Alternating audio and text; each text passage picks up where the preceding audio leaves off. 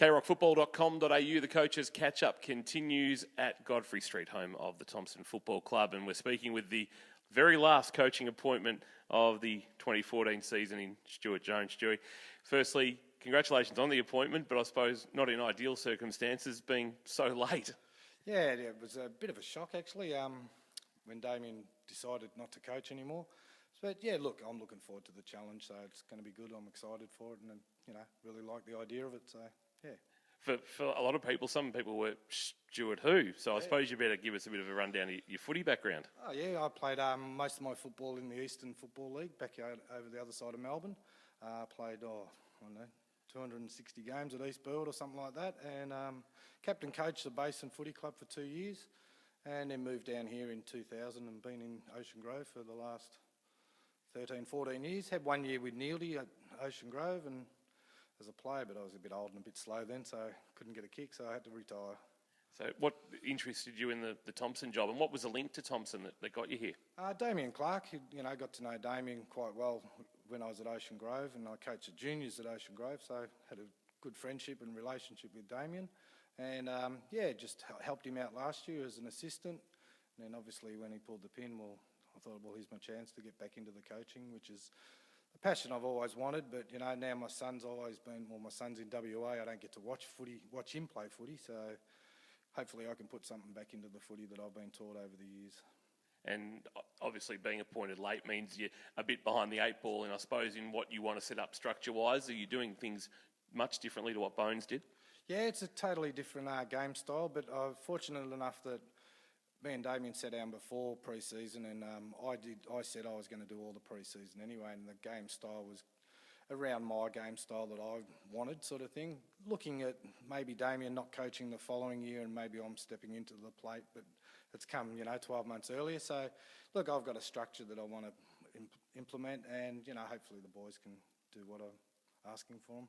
Does it make life tough in regards to recruiting and the like, or was that mostly done before you took over? Yeah, the recruiting side of it was hard, because a lot of players had already maybe made their mind up where they're going and all that sort of stuff, and that was one part that I didn't have anything to do with. And then all of a sudden, Tommy Harriet from the club here actually said, well, these are the names, you've got to ring them. And so, I've been on the phone a lot and texting and ringing and all that sort of stuff for about the last 6 weeks, trying to get some players to come across to play at Thomson.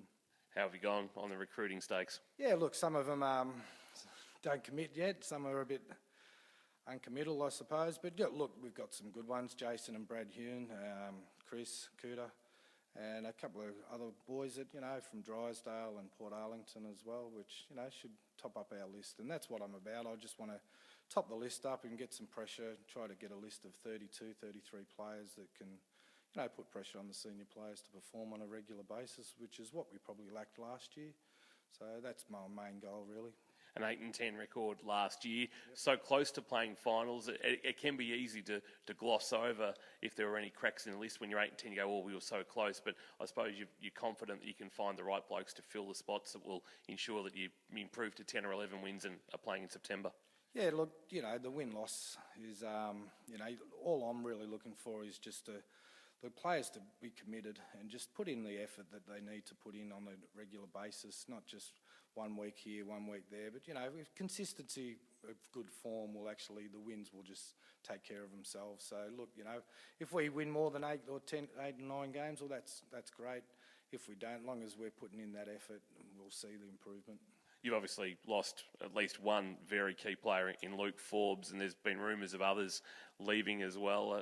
Any other big names from your 18 last year that you've conceded you'll lose? Yeah, look, Luke was a big major one, obviously. Luke's a great player. We lost his brother as well, Hayden, and I think they've both gone to Newtown.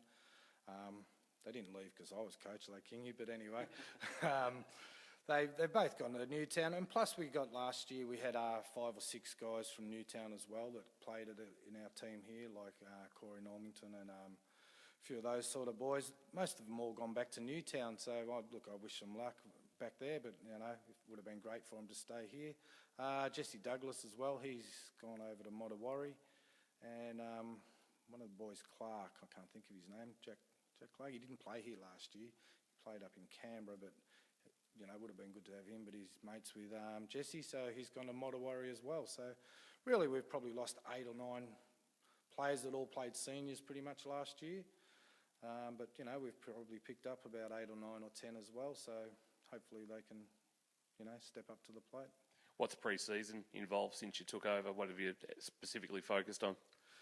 Specifically focused on team stuff, like, just working hard as a team. Don't just think that, footy's about individuals, because as you probably know, King, if you play as an individual, you won't get that far really in life with it. So look, just the team aspect and just the work ethic and the discipline, mainly discipline, like not to argue and, disrespect the umpires and the opposition and the coaches and players and all that sort of stuff, and just stick to their structures and, just trying to teach them their structures without giving too much away.